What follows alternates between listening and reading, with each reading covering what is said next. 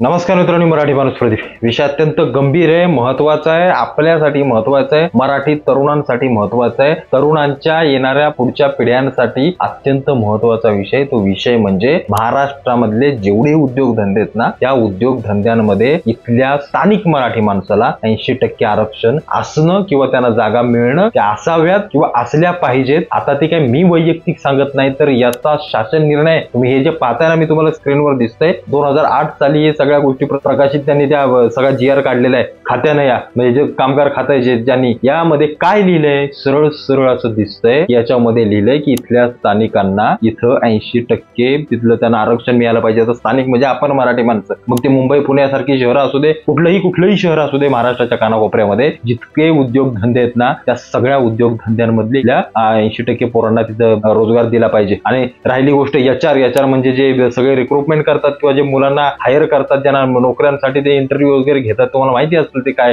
त्यांची भूमिका असते ती, त्यांना देखील 50% कोटा आहे. म्हणजे ते HR देखील 50% हवेत मराठी म्हणून, बाकीचे मग तुम्ही कुठलेही भरा. 80% पोरं आपली मराठी हवीत, मग 20% कुठलीही भरा. हा निर्णय असताना देखील शासन कोणत्याही प्रकारचं काम करत नाही, मग ते कुठलेही सरकार असो. पण या सगळ्या गोष्टी करण्यासाठी जर कोणी लढत असेल, जर या गोष्टीवरती आवाज उठवत असेल ना, तर पोरांनो यांच्या मागं उभं राहणं फार महत्वाचं आहे. तुम्हाला असं वाटत नाही का की आपली सगळी मराठी पोरं बेरोजगार, सगळी मराठी पोरं कुठेतरी चांगल्या नोकऱ्यांमध्ये, चांगल्या कंपन्यांमध्ये नोकऱ्या कराव्यात असं आपल्याला वाटत नाही का? म्हणजे या मुंबई पुण्यासारख्या शहरांमध्ये इतक्या असंख्य नोकऱ्या आहेत, महाराष्ट्रामध्ये इतके मोठे मोठे उद्योगधंदे आहेत किंवा सगळ्या नोकऱ्या आहेत, पण आपल्या पोरांच्या हाताला ते लागत नाही. कोण घेते मग या नोकऱ्या? हे बाहेरचे सगळे येत आहेत, बाहेरचे सगळे हजारोंच्या संख्येने तुमच्या राज्यामध्ये येतात, तुमच्या शहरांमध्ये येत आहेत. हे साधं उदाहरण घ्या, तुमच्या ऑफिस मधली एखादी तुम्हाला माहितीच असेल काय अवस्था आहे. 80% मराठी पोरं आहेत का तिथं? नाही. झालं इकडे सगळं उलट झालं, 80% बाहेरचे आणि 20% फक्त आपली पोरं आहेत. त्याच्यामुळं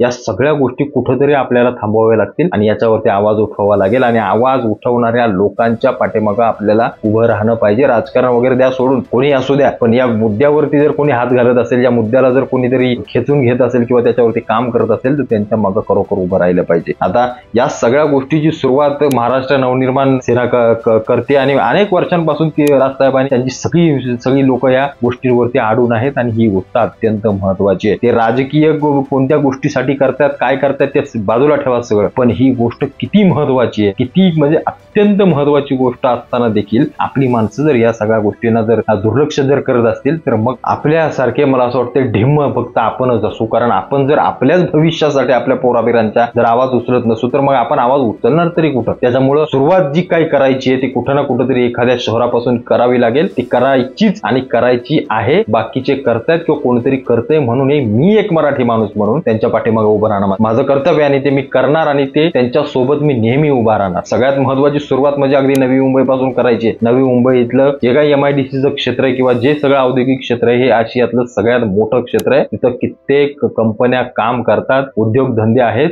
आणि त्या सगळ्या उद्योगधंद्यांमध्ये बाहेरची सगळी पोरं आणून भरली जातात. त्याच्यामुळे कुठेतरी याच्यावरती आपल्याला राग व्यक्त करावा लागेल आणि हेच करण्यासाठी मनसेचे शहराध्यक्ष गजानन काळे साहेब त्यांनी अत्यंत उत्तम उपक्रम काढला. पोरापोरांच्या भेटी घेत आहेत. ते सगळे कॉलेज मधले जे नोकरीला लागणार आहेत, जे नोकरीमध्ये आहेत, त्यांना सगळ्यांना आता एक करावं लागेल आणि याच्या विरोधात आवाज उठवावा लागेल आणि ते पुढाकार घेऊन या सगळ्या गोष्टी करतायत. ही फार माझ्यासाठी अभिमानाची गोष्ट आहे की कोणीतरी तिच्याला आपल्यासाठी लढतंय, झटतंय. आपल्या पोरांसाठी तुम्हाला नोकरी लागली ना, त्यांच्या जर एका आंदोलनाने जर तुमच्या एखाद्या मुलाला नोकरी लागली, तर त्यात तुमचा काय पगार तुम्ही त्यांना देणार नाहीये. त्याच्यामुळे तुमचं भलं होणार आहे ना की त्यांचं भलं होणार आहे, हे लक्षात घ्या. आणि या सगळ्या गोष्टी जर निस्वार्थीपणे कोण करत असेल आणि आपण जर त्यांच्या मागे उभं राहत नसू, तर आपलं सगळ्यात मोठं हे दुर्भाग्य. त्याच्यामुळं जे काही शासनानं आखून दिलंय, हे काय कोणी ते काय वैयक्तिक सांगत नाहीयेत. 80% कोटा हा राज्य शासनाच्या GR मधून आपल्याला दिसतोय ना, मग तिथं भरणार कोण? मग त्या भरण्यासाठी जर हे भरत नसतील, तर मग यांच्यावरती असे अंकुश ठेवणारे किंवा अशी जर आंदोलनं होत असतील, तर नवी मुंबई करणं सुरुवात नवी मुंबई पासून करू. आपण महाराष्ट्रभर सगळ्या गोष्टी करायच्या आहेत. मराठी माणूस म्हणून सुरुवात नवी मुंबई पासून होत असेल, तर माझं वैयक्तिक मत आहे, नवी मुंबईकरांना, नवी मुंबईतल्या सगळ्या राहणाऱ्या तरुणांनो यांच्याशी जोडा, यांच्या संपर्कात या. मी जे हे सगळं देतोय तुम्हाला स्क्रीनवरती, त्यांना नंबरवर ते मेसेज करा, ते स्कॅन करा. या सगळ्या आंदोलनामध्ये सहभागी व्हा. 1, 2, 3, 4 दिवस खर्च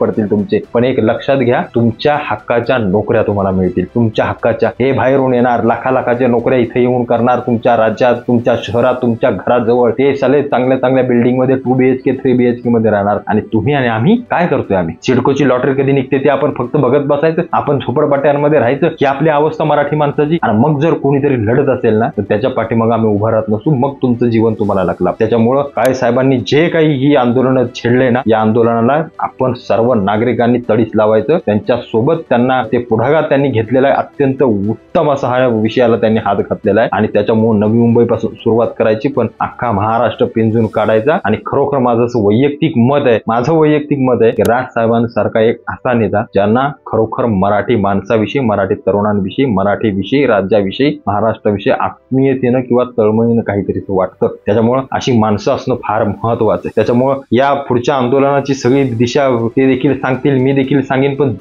जोडल्यानंतर काय पुढे करायचे, कसं करायचे, कसं या कंपन्यांच्या दारापर्यंत पोहोचायचंय, यांना काय करून तुम्हाला सर्वांना उद्योगधंद्यांमध्ये सगळ्या गोष्टींमध्ये आरक्षण मिळून नोकऱ्या लावायच्या आहेत, त्या सगळ्या गोष्टीचा पुढे ते मार्ग सांगतीलच. त्यांच्या पाठीमागे फक्त उभं राहण्याची किंवा त्यांना एक ताकद देण्याचं फक्त आपण एक काम करूया, एवढंच मला तुम्हाला सांगायचं. तुम्हाला काय वाटतं सगळ्या विषयाबद्दल मला आवर्जून कळवा.